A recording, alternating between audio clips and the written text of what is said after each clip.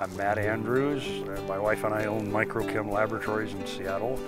I first came to ODI as a presenter in 1976 and have been coming steadily since '78. I was writing my master's thesis in 1977 and that didn't work out for showing up at ODI. ODI is an educational organization.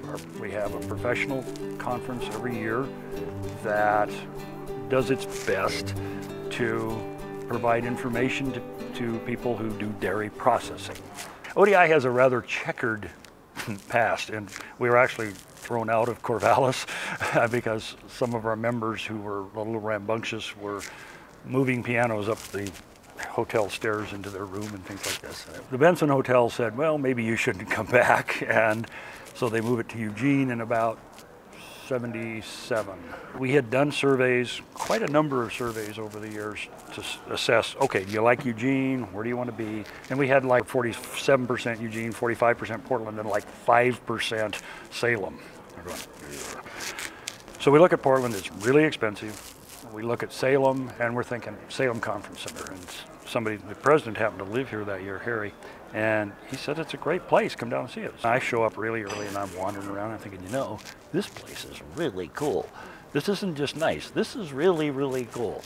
And the board took about a 30-minute tour, voted unanimously to move the conference here. We feel as if that was as significant as anything maybe we've done in the last 15 or 20 years to just professionalize the conference a little bit. This is a spectacular place. We decided that, okay, we were going to accept the karma of the situation and just move on, and it's been spectacular. We were really worried the first year.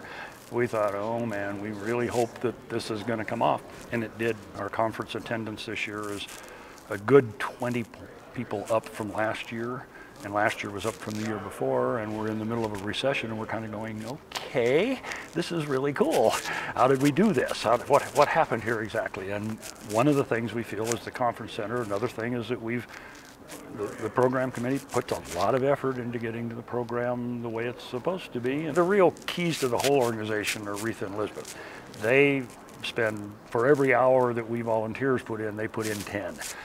But you know, that's their job, and they do it very well. We have been just in love with Elizabeth for the last, it's over 10 years now, and we even forgot to recognize that a couple of years ago. I was really ticked at myself for doing that.